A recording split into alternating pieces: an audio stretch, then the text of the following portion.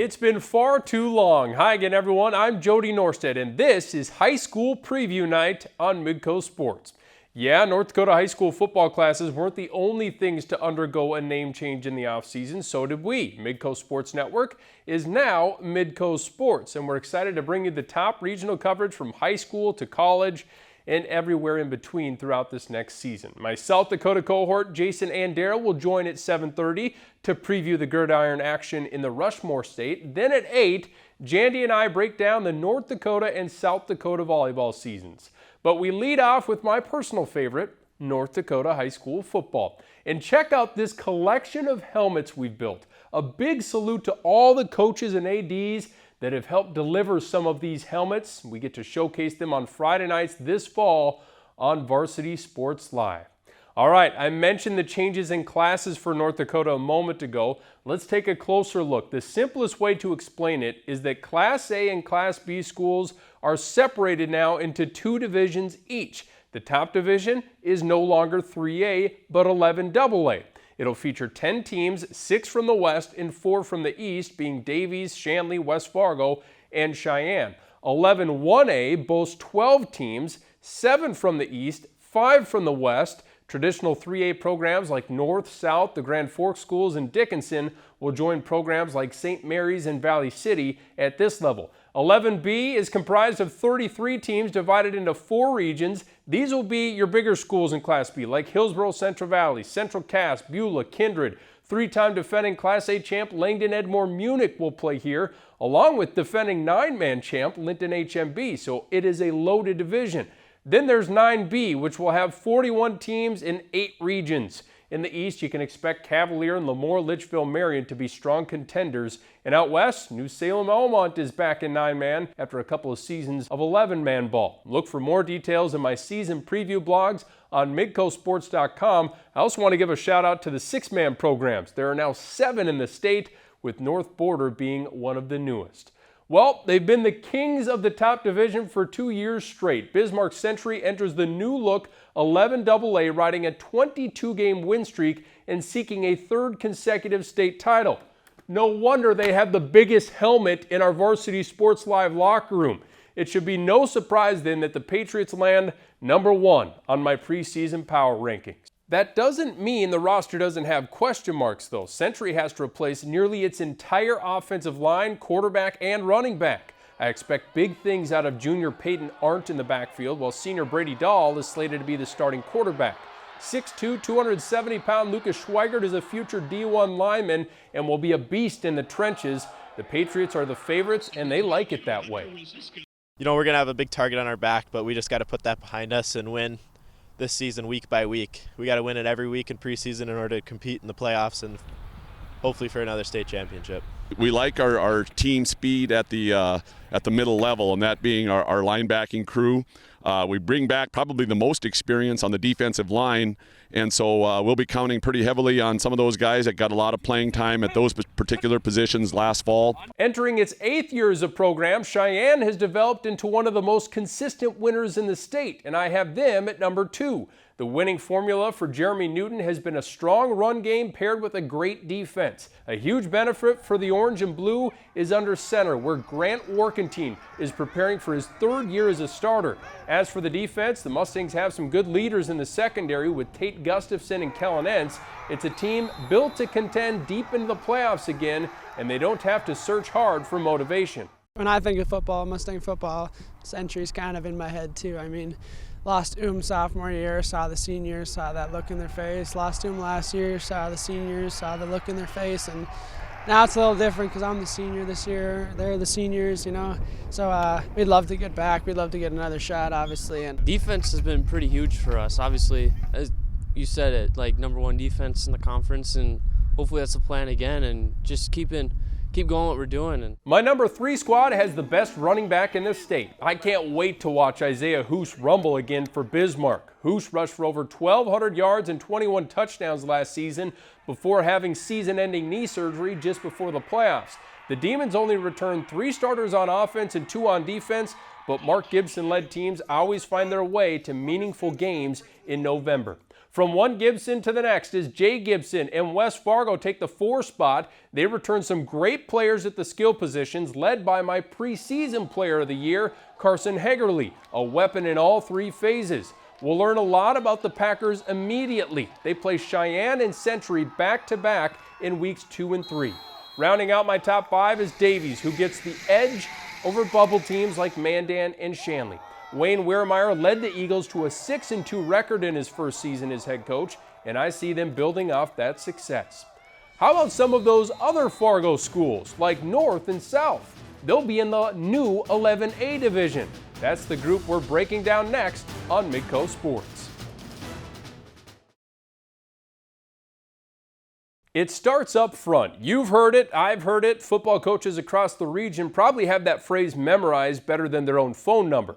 That's why this next story will be music to their ears. For more than 2 decades, Valley City State has been hosting their annual Line of Scrimmage camp for high schoolers, a 2-day event for the tough guys in the trenches. We checked out the camp this year to find out why it continues to be such a hit.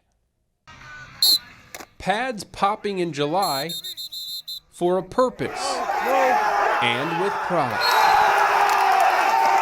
The battle and the game is won on the line of scrimmage. If you don't win the line of scrimmage, you lose the game. In its 24th year, Valley City State's Line of Scrimmage camp has become a staple for high school linemen in the region to hone their skills. Kind of a dream thing that Coach Fuchs and I started. Coach Scott Fuchs was with us for a couple of years, and we said, hey, we're going to start the camp. If we get 30 kids, we'll be happy. We end up with like 70, 75 that year, and it's kind of taken off since then. Like a wide receiver, a defensive back, or quarterback, those guys can go and practice those skills in 7-on-7, some skeleton pass. They can go in the backyard and do some of those things. For a lineman, it's really hard to practice those skills in the backyard. So you know, having opportunities like this to come in and work on your skills and improve those things, I think it's great. Getting one-on-ones with you after a rep, if you weren't doing something right or if you were taking the drill the wrong way, they would come up and tell you how to do it, and then I could show them what I learned from them telling me that in those one-on-ones. Probably got, you know, one coach here for every 6 players. You know, and that's kind of the ratio we're searching for all the time too. So they're getting coached throughout the camp, not just standing in lines. And you'll spot countless different North Dakota high school lids on the field, including the program that's generated some of the top line units in recent history, the back-to-back state champs from Bismarck Century. Last year's senior class was headlined by Andrew Langdon, who's moved on to Kansas State in the Big 12. This year, the top lineman prospect is another Patriot in 6', 270-pound Lucas Schweigert. I usually do the math, and when we have, you know, more than 10 guys that go to Valley City Line Scrimmage Camp, we usually have a pretty good offensive line. Even though I've been here a couple of years, done most of these drills and stuff before, it's just great to get out here with all the other linemen, and this is where you start building the connections with those guys. The grand finale to camp comes in the form of competition, the Battle of Baghdad and the towel pull. The Battle of Baghdad is, you know, 3 guys on this side, 3 guys on this side, and they're trying to score points offensively in a 10-yard square. They got the defensive guys got to go through 2 offensive linemen to get to the running back. There'll be some emotions that start flying out on the field here, and gets a little competitive, but hey, that's what it's about, I guess. So it's a 3-man tug of war. Pulling on a towel, and the first guy to touch their cone while holding onto the towel, you know, wins that. So it's really just a battle of, hey, who wants it more? And it's always just great competition. You just get fired up, and you get to compete against all the other guys that are working their butts off too. A worthwhile reminder to all you skill position guys, treat those linemen well.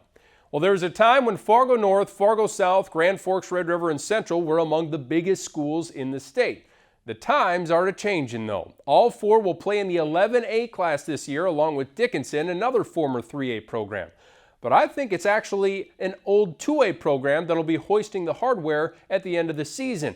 St. Mary's ran the table in last year's COVID season, capping the year off with a 17-7 win over Beulah in the Dakota Bowl. The Saints' defense was completely dominant a year ago, holding teams to about 5 points per game. They'll be good again on that front and on the line with the returning All-State pick and Jack Wycombe leading the way. offensive line, we've got good kids coming back. I really anticipate us able to run the ball. We've got I think, good handed receivers. So, I think overall offensively, we're going to have good balance. The new team's moving down. We're excited to get to play some new competition. I think we'll be towards the top of the pack, but we'll see. We're ready to play those big schools, and we're looking forward to it. Fargo South hosts St. Mary's in the season opener, and that'll be a top 2 meeting if you're using my rankings. That's because I have Tyler Kozel's Bruins at number 2. Running back and linebacker Colby Jones and wide receiver and defensive back Jack Corbel lead a small senior class, but make no mistake, the Bruins have a ton of talent. We graduated a lot of kids that played a lot of football the last 2 years. So biggest thing, we created some depth. We had some injuries last year, so young guys did have to step up. We're pretty young around the board. We only have like 7 seniors. But our seniors are some dogs, and I believe in us and that we can go a far way this year. Jamestown will debut a new turf this fall, and wouldn't it be nice to host a playoff game on it? That's the hope for Bill Nelson's team after COVID forced them to forfeit a playoff game at Sheyenne last season. The numbers are up at Jamestown with nearly 100 players out for football. Their talent paired with depth makes them a strong contender entering a new season. Dickinson joins Jamestown as West teams moving from 3A to 11A.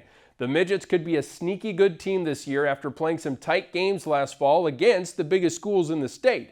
Senior running back and linebacker Troy Berg got the nod as my preseason player of the year. He's a strong runner and a tackling machine. The same can be said for his classmate Luke Mavity. North has made the playoffs once since 2010, but no longer will they be looked at as the underdog. The Spartans will actually be one of the biggest schools in their class. North returns its starting quarterback, Danny Boutain, and its entire offensive line. Optimism is the word this fall at Fargo North. Well, we're just getting started on high school preview night. Coming up next, who will stand above the rest in a loaded 11B class? I'll tell you what I think. The North Dakota High School Football Preview Show on Midco Sports is presented by Farmers Union Insurance and Avera Orthopedics.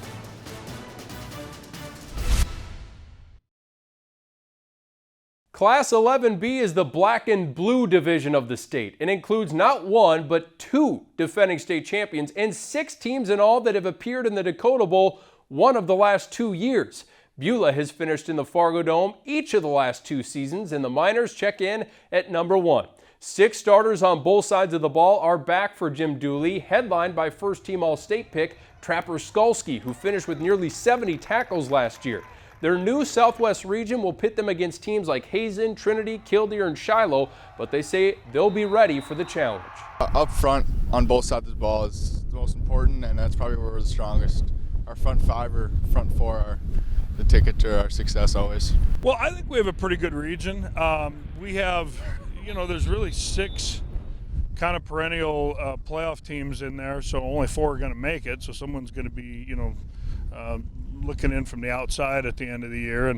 I think we did this one other time before, and it wasn't very competitive, but I think this year it's going to be a lot more competitive. No team in 11A probably knows Beulah better than Hillsboro-Central Valley. The two have played each other 4 times over the last 2 seasons, with the Miners finally snapping a 3-game losing skid in last year's state semifinal.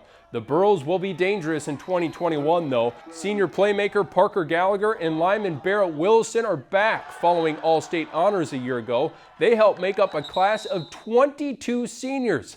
Let's just say when I asked Coach O what his biggest strength was, he didn't hesitate. Our depth. I think we have a lot of athletes and a lot of linemen that can fill in and creates competition. Competition's always great within your squad, and it gets the best out of the players. It's a really big region. We're not, I guess I'm not used to it yet. I mean, Thompson, our biggest rival in any other sport. It'll be my first time playing him in a varsity sport.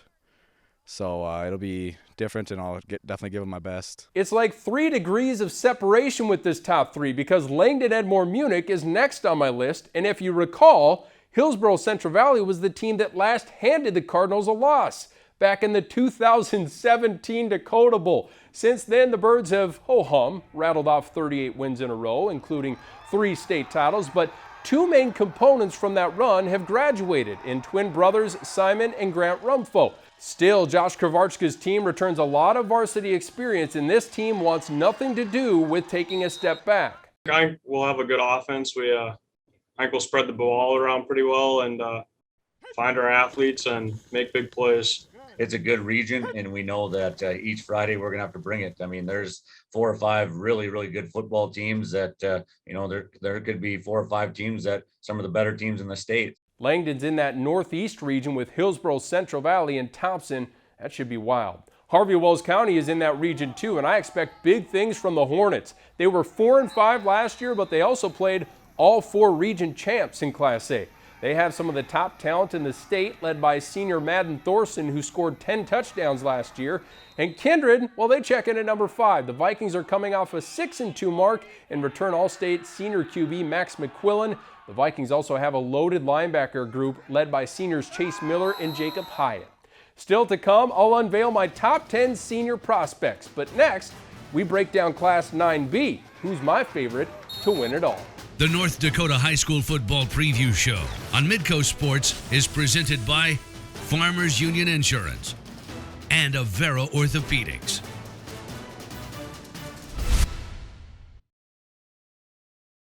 With Linton HMB moving to 11B, there's no defending state champ in the 41-team field of 9B. But I think these 2 teams, separated by 230 miles, will be among the top contenders. The Surrey Mustangs and one of the most interesting logos in the state, the Lobos of LaMoure-Litchville-Marion. Let's start with those Lobos atop my rankings. They averaged nearly 60 points per game in the regular season to go with an 8-0 record last fall. But they missed out on a trip to the Dakota Bowl after losing at home to Linton HMB in the semis. Quarterback, defensive back Corbin Potts and standout junior Colton Ness are back to spearhead a veteran group.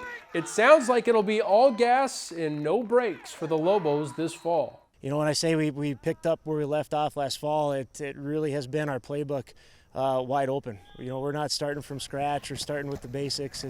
It's the basics, and then again continuing on what we've learned and what we picked up from last season. So I think we're going to be able to do everything. Run the ball, pass the ball. Defense is going to be stellar again. Everything should work out. We got a lot of returners this year. I mean, didn't lose much. We're filling every spot pretty well. I mean, I'm feeling pretty good about the year. How about this for continuity? The Surrey Mustangs return every starter from a team that finished 7-2 last year, which includes my choice for 9B preseason player of the year, Chris Jenner. Jenner averaged 250 rush yards per game last year and racked up 20 tackles for loss and 8 sacks on defense. He's a unique talent, and he's excited to be part of a veteran team in 2021. It makes practice a lot harder having a lot of older guys, a lot of experience. It's great to have people who can push each other and make each other better. That's a really, really strong thing to have on the field. And having that camaraderie and that teamwork is huge. I call him the unknown monster. You know, he plays DN for us at his size. So a lot of teams, you know, they want to run at him. Well, then they realize he's a strong kid. So then they run away from him. Well, then he chases it down.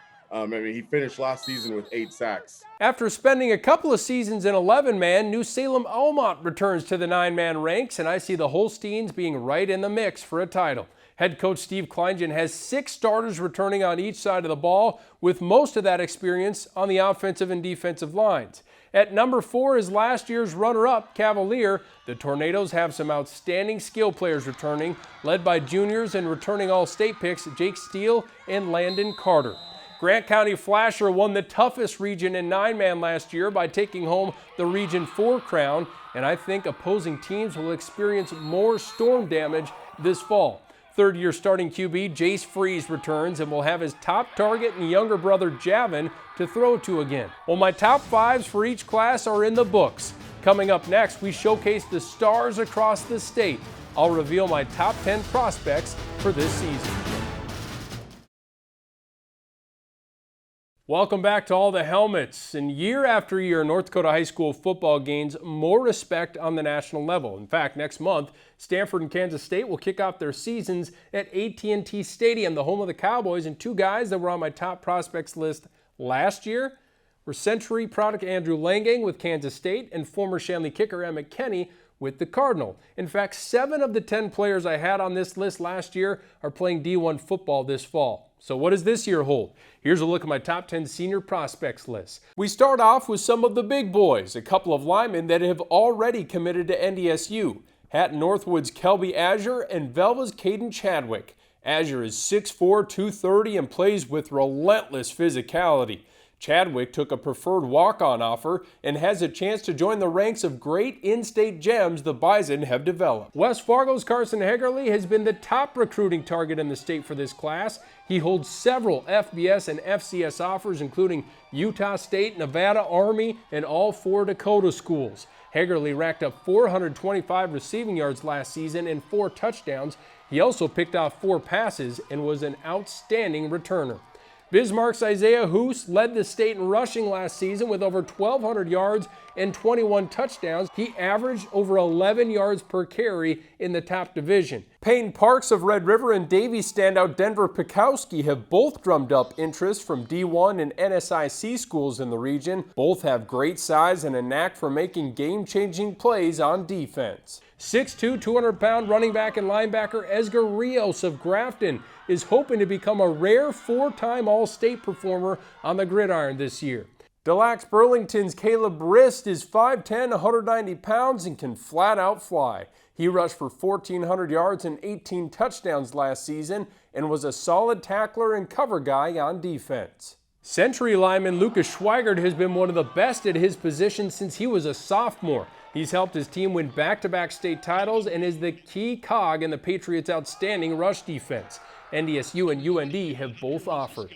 Central's Sam Strandell rounds out our list. The 6'3" receiver led the EDC in receiving yards for the regular season a year ago. He has great hands, size, and speed. Well, a reminder, we'll televise a pair of North Dakota high school football games to open the season. We'll bring you Mandan at Bismarck on Thursday, August 26th, and Legacy versus Century on Friday, the 27th, followed by, of course, our first edition of Varsity Sports Live. See it all live on Midco Sports, or if you don't have Midco, download the new Midco Sports Plus app to watch. Thanks for tuning in, everyone. Enjoy the season.